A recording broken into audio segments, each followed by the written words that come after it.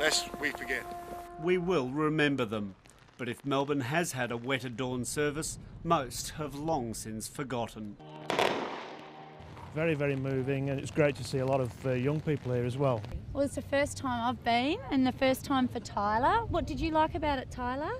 The guns. The guns. I like the music and the fire. Denis Kelly knows a thing or two about guns and fire. He was shot down in a Lancaster bomber over France.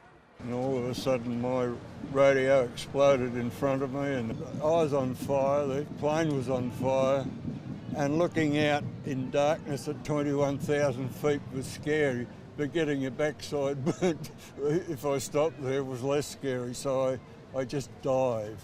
He suffered a broken ankle in the parachute landing and spent 2 months behind enemy lines, but ultimately lived to tell the tale.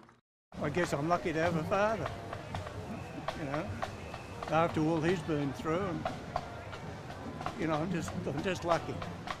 Denis Kelly thinks this will be his last march, so the family made it special. I'm marching with myself, my son, and his son, so it's 4 generations, and that I'm very proud of. I think this might be my last one, so whether or not I want to get this one done, so we've got something for posterity. But memory that they'll cherish, and we all will for a long, long while, I think.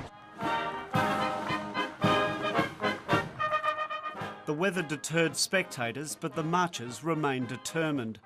Trooper Len Hurley, militiaman from Horsham. Oh, bless your heart, sir. I don't complain because the skin's waterproof, so don't worry about it. If I get wet, I get wet. I'm wet inside and I'm wet outside. 90 years old.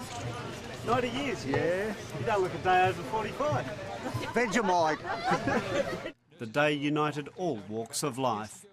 We lost about 8,000 POWs altogether, all young picked blokes. But Anzac Day isn't just remembering the fallen, it celebrates survival. Ask Denis Kelly. And with all these,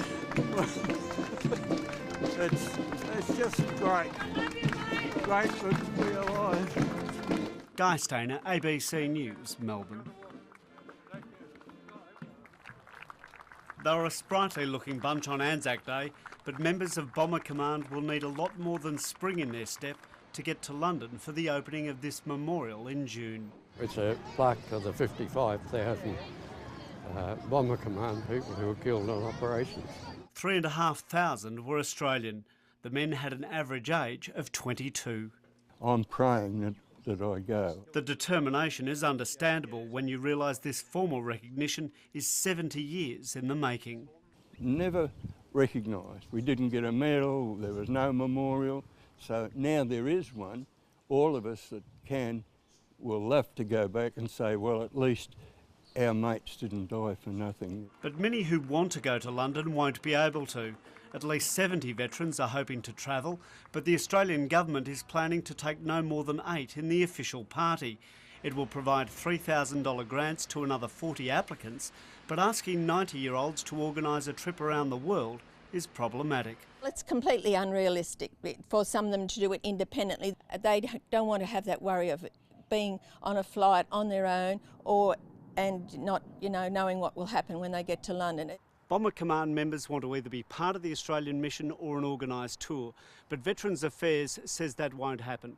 It says it has a well-established model for funding commemorative missions, and it's extended beyond that model by providing additional money to Bomber Command veterans. To make matters worse, New Zealand's taking its 55 veterans, all expenses paid. The New Zealand government is providing a plane, an Air Force plane. To me, that's sickening, and to some of the chaps, it must break their hearts.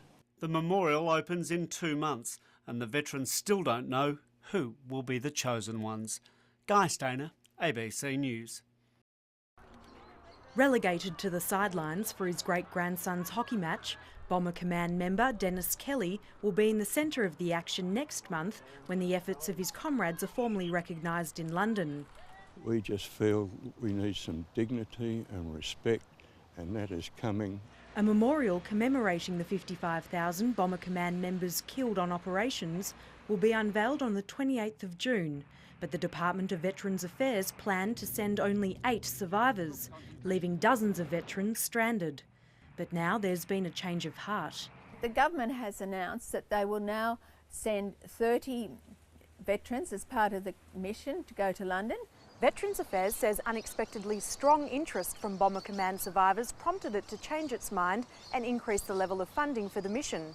Besides those in the official party, veterans wishing to travel independently to London can now apply for grants of $5,000 to help them on their way. People at the retirement village where I am, they wanted to take up a collection, you know, and some sent emails to the Minister of Veteran Affairs. Now the only hurdle for Denis is to learn how to use his new mobile phone so he can keep in touch with family back home.